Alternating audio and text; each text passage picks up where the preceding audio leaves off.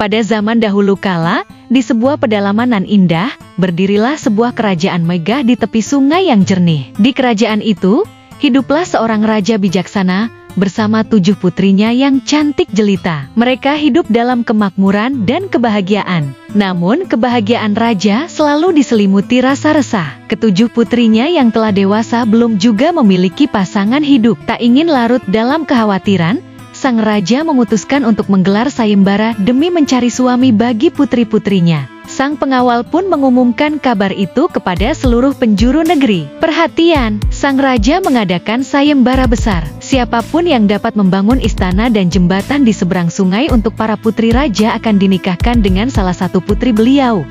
Seru sang pengawal dengan lantang. Kabar sayembara itu menyebar dengan cepat, dan tak butuh waktu lama, 6 pemuda gagah datang ke istana untuk menerima tantangan. Dalam waktu singkat, masing-masing dari mereka berhasil membangun istana yang megah. Namun, sayembara belum selesai. Semua orang menanti dengan cemas, apakah masih ada pemuda yang datang untuk menyelesaikan tantangan terakhir, membangun jembatan. Ketika harapan mulai redup, seorang wanita tua muncul di istana bersama seekor biawak. Orang-orang yang hadir pun terheran-heran. "Paduka Raja, hamba datang untuk mengikuti sayembara," ucap wanita tua itu. Sang raja menatapnya dengan bingung, lalu bertanya, "Apakah ibu memiliki anak laki-laki untuk mengikuti sayembara ini?" Wanita tua itu tersenyum lembut dan menjawab, "Paduka Raja yang mulia, hamba memang punya seorang anak, namun ia hanyalah seekor biawak." Seisi istana tergelak mendengar perkataan wanita tua itu. Namun sang raja,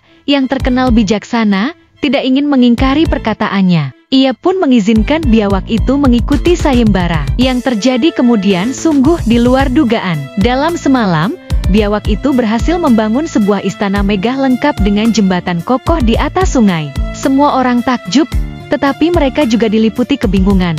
Siapa yang bersedia menikahi seekor biawak? Sang raja mengumpulkan ketujuh putrinya dan bertanya, "Wahai putri-putriku, siapa di antara kalian yang bersedia menikahi biawak ini demi menjaga kehormatan ayahmu sebagai raja?" 6 putri menolak dengan tegas. Namun putri bungsu dengan hati yang penuh bakti berkata, "Ayahanda, hamba bersedia. Demi kehormatan keluarga kita." Pernikahan pun digelar. Meski suasana perayaan tampak meriah, hati sang raja diliputi kesedihan saat melihat putri bungsunya duduk bersanding dengan seekor biawak. Malam pertama pun tiba. Putri bungsu, meskipun hatinya berat, membawa suaminya ke kamar dan meletakkan biawak itu di sudut ruangan. Namun keesokan paginya, ia terkejut bukan main. Di tempat biawak itu, kini terbaring seorang pria tampan. "Ah, siapa kamu? Kenapa ada di kamarku?" jerit sang putri. Pria itu segera berkata, "Tenanglah, Putri, ini aku, suamimu. Jangan takut."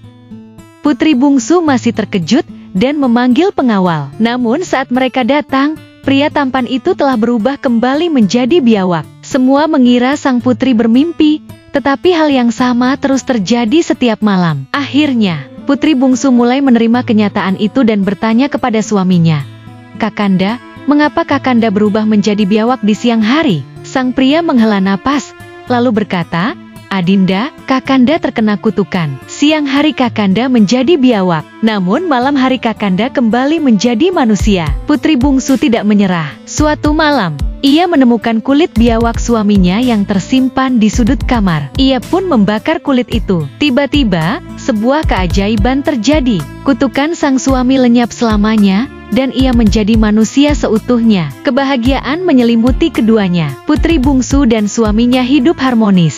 Sang suami, yang ternyata pangeran dari negeri jauh, menjadi pasangan paling tampan dan penuh kasih sayang. Sementara itu, keenam kakaknya hanya bisa menyesal karena telah menolak menikahi biawak yang ternyata menyimpan keajaiban di balik wujudnya. Putri bungsu pun dikenang sebagai lambang keberanian dan kebaktian seorang anak yang setia pada keluarganya. Demikianlah, kebahagiaan berpihak pada mereka yang berbakti dan tulus hati. Terima kasih telah menonton Dongeng Nusantara di channel Dreamy Tales. Jangan lupa untuk like, komen, share, dan subscribe untuk terus mendukung channel ini. Sampai jumpa di dongeng berikutnya.